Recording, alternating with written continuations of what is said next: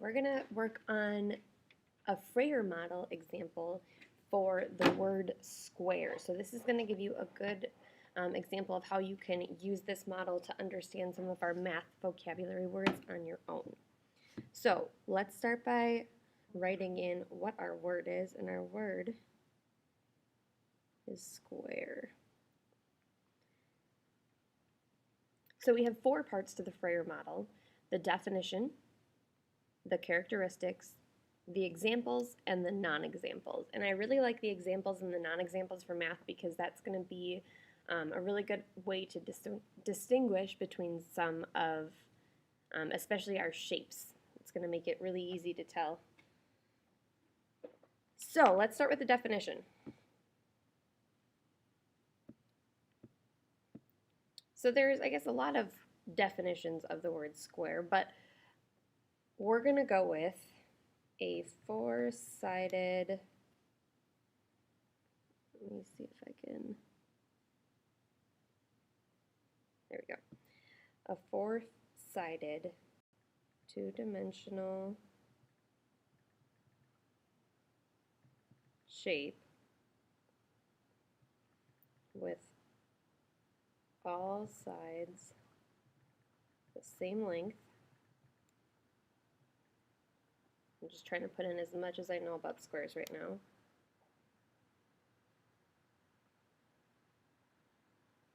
Four-sided, two-dimensional shape, all sides the same length.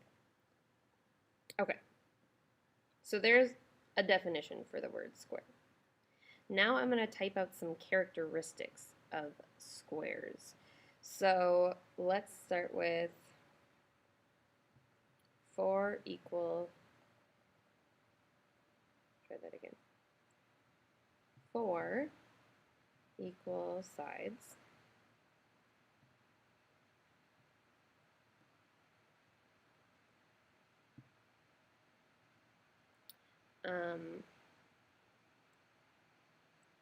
All 4 angles are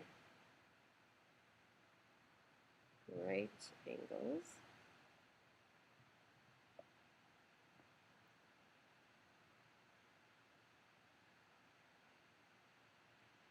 We can say the opposite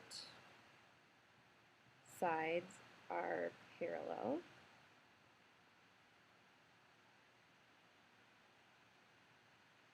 We'll say two-dimensional again.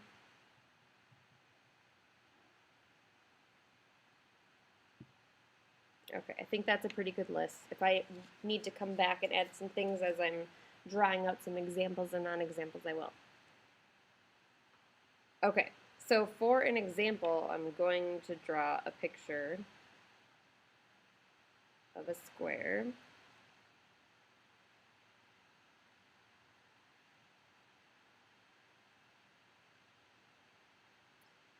And mine doesn't look exactly perfect. It's a pretty good square. So I'm going to add a few things in there so that I know for sure that it's a square. So the first thing I'm going to do is I'm going to draw a little tick mark on each of the sides. When you see that, that means that each of those sides is the same length. So even if they're not labeled, we would know that each side is the same length. But we can also label these to help us remember. So we could say that this is 3, this is 3, this is 3, and that's 3. All sides are 3 units long. They're all the same length. So that's one characteristic we have to make sure we have. And then for each of the corners, I'm going to draw in my little square there, or I guess my little angle. And when they have straight sides like that, that means that they are 90 degrees. So all of those mean they're 90 degrees, they are right angles. So that is a square. I really don't need to draw more than one of those, so that would be fine. But I have a ton of non-examples that I can draw. So the first one, I'm going to draw, I'm going to do it better than that, is a rectangle, because rectangles have 90 degrees. They have four 90-degree angles, and they have opposite sides that are parallel, but they are not all the same length. So to show that, even though you can see pretty clearly, I can show that those two are the same, and then I'll put a different number of tick marks on that side to show that those two are the same. So that's one non-example. So that's a rectangle. I could draw a parallelogram.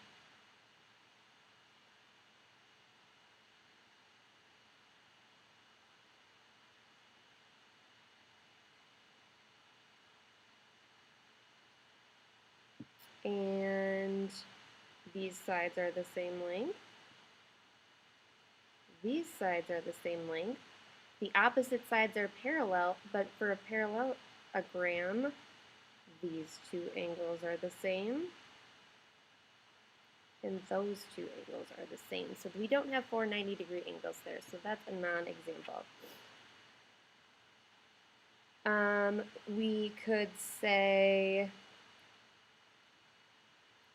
we could just draw another four-sided figure.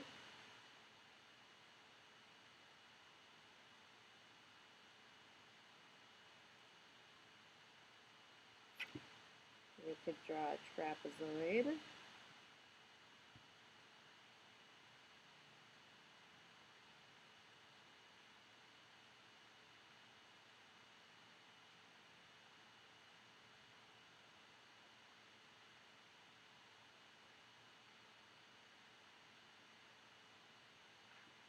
Those are a few other non-examples. So that's the Frayer model. It is important that you get all four parts of that. And if you have any questions, please let me know.